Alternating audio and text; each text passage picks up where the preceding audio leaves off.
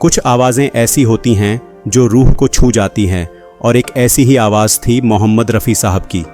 लेकिन क्या आप सोच सकते हैं कि एक ज़िद्दी फिल्म निर्माता ने अपने घमंड में आकर ऐसा फैसला लिया जिससे बॉलीवुड का एक सदाबहार गाना लगभग बनते बनते रह जाता।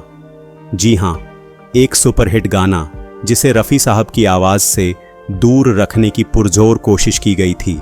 मगर कहते हैं ना, कुछ आवाज़ों का कोई विकल्प नहीं होता, और तब इस गीत के संगीतकार ने साफ कह दिया, या तो ये गाना मोहम्मद रफ़ी गाएंगे या फिर ये गाना बनेगा ही नहीं। आखिर कौन था वो निर्माता जिसने रफ़ी साहब को रोकना चाहा? कौन था वो संगीतकार जिसने निर्माता के सामने ऐसा कड़ा स्टैंड लिया?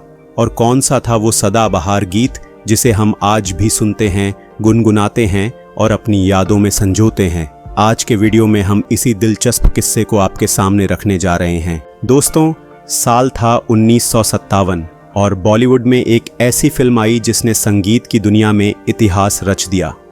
नाम था नया दौर।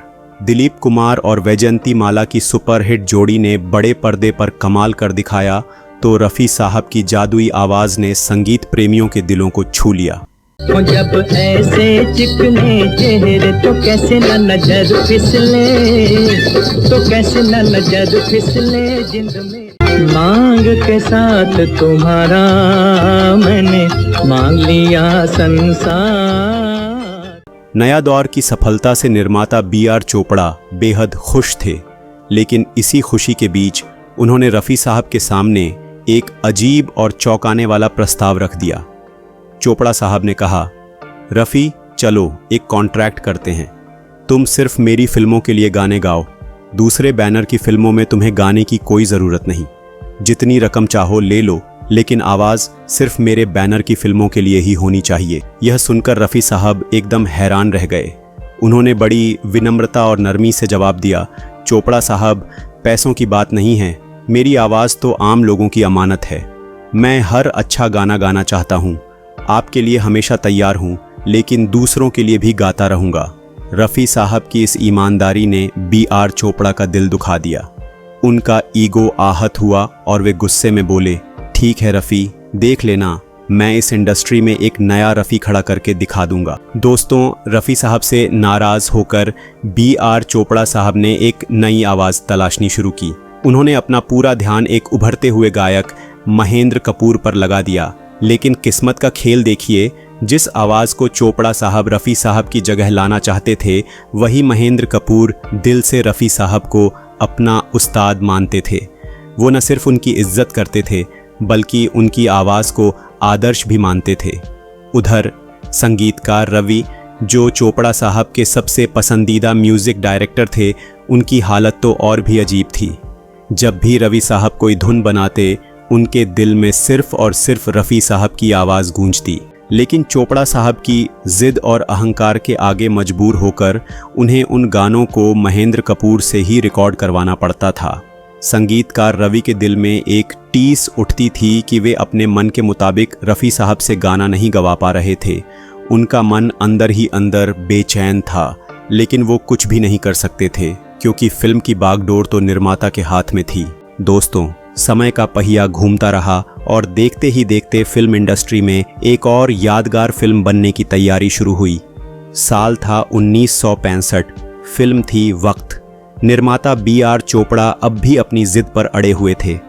उनका मिशन था महेंद्र कपूर की आवाज़ को पूरी तरह मोहम्मद रफ़ी की जगह स्थापित करना।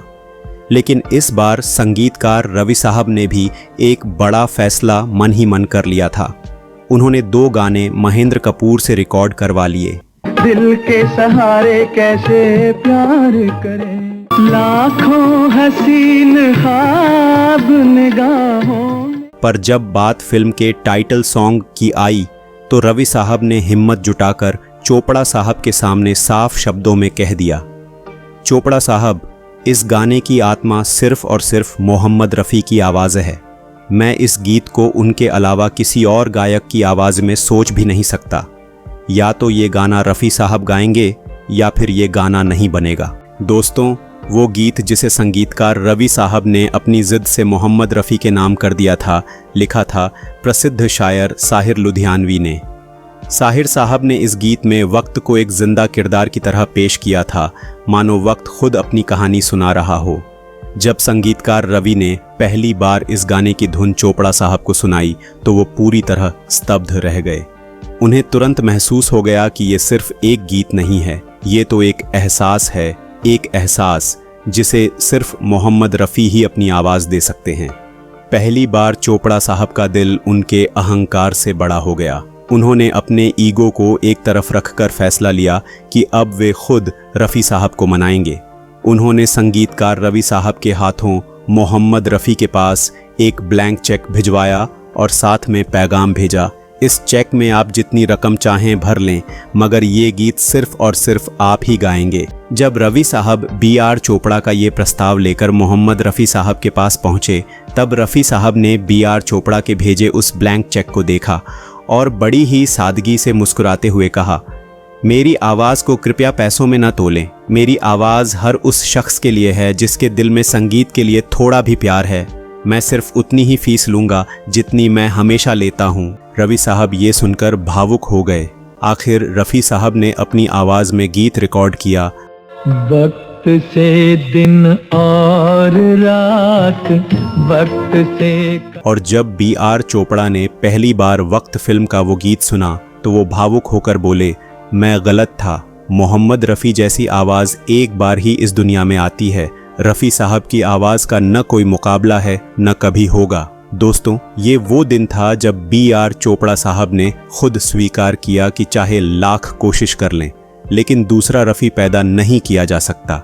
वक्त ने उन्हें दिखा दिया था कि कुछ आवाज़ें अनमोल होती हैं। दोस्तों, ये था आज का किस्सा। अगर आपको ये वीडियो पसंद आया हो तो इस वीडियो को लाइक, शेयर और इस चैनल को सब्सक्राइब ज़रूर करना।